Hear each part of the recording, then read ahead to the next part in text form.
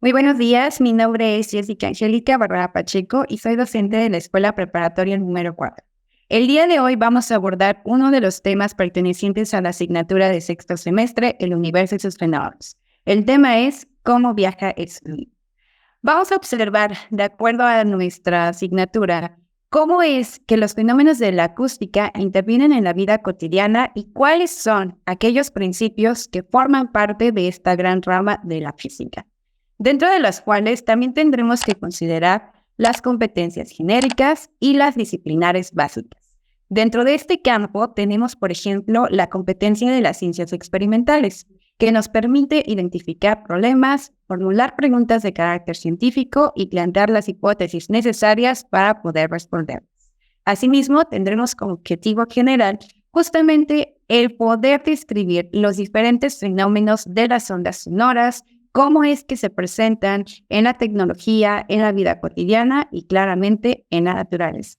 Es así como llegamos al tema 1.2, Introducción a la acústica, concepto y división, así como propagación del sonido.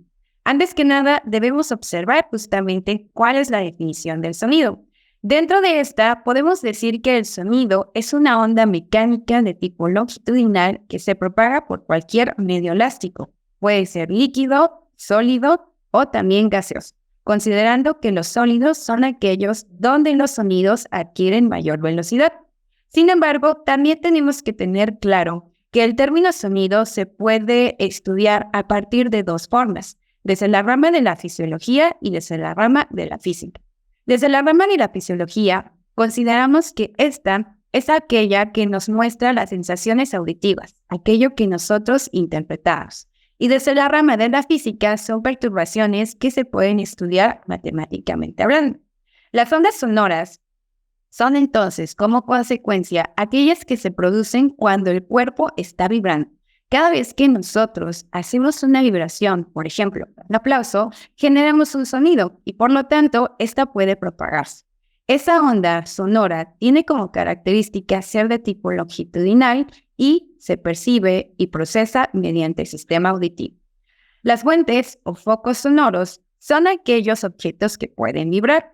Casi todo objeto tiene justamente esta capacidad y por lo tanto casi todos los objetos que nos rodean son focos o fuentes sonoras. El ejemplo más claro es un instrumento musical o las cuerdas vocales. También debemos considerar lo que es el espectro de audición.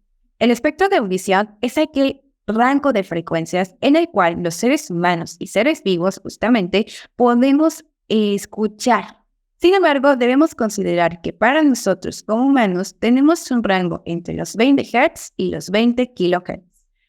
Y eso nos va a llevar a una clasificación de este espectro, donde tenemos un extremo que se conoce como onda infrasónica, el cual nos dice y se describe que son aquellas frecuencias que están por debajo del intervalo de audición del ser humano. Y el otro rango es el espectro ultrasónico, que es por el contrario todas las ondas que se encuentran por encima de lo que sería nuestro espectro de audición.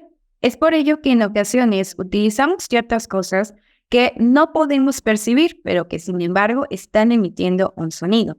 Claro ejemplo de esto, los silbatos para los perros.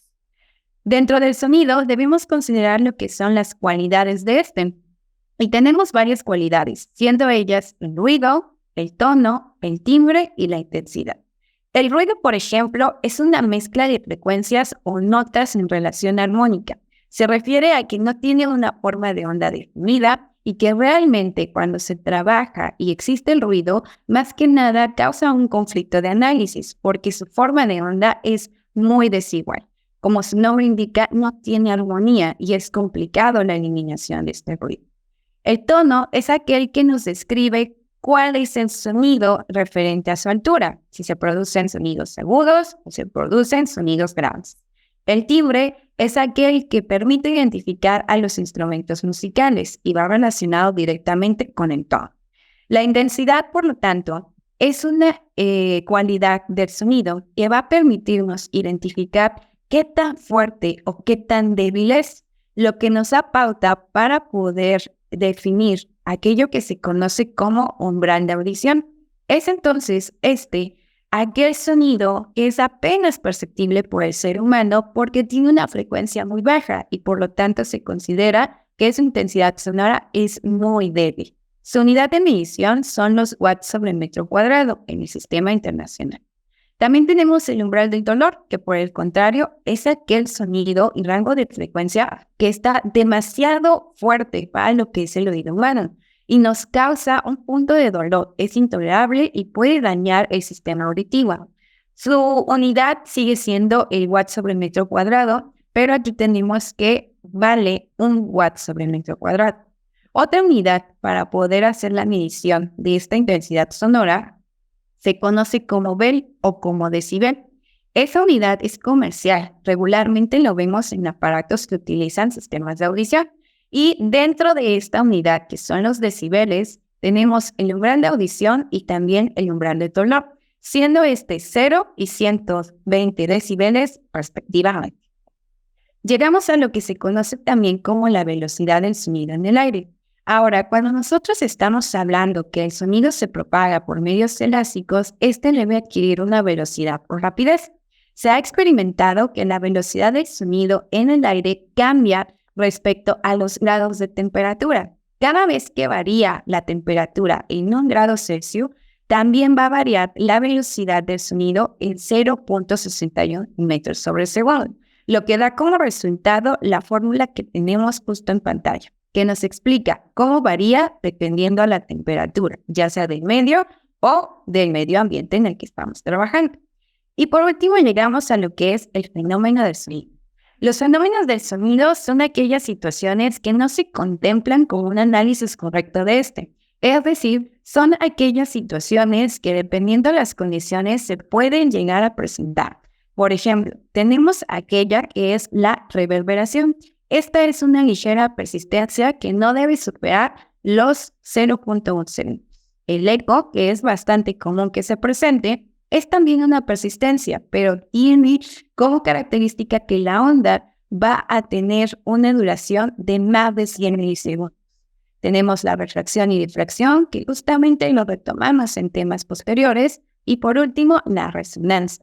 La resonancia, por ejemplo, la podemos observar cuando experimentamos con diferentes niveles de agua que se encuentran en la copa, lo que va a producir diferentes vibraciones y por lo tanto diferentes sonidos. Es así como llegamos al final de este tema y en espera de que todo haya sido claro, pues eso sería todo de mi parte. Muchas gracias.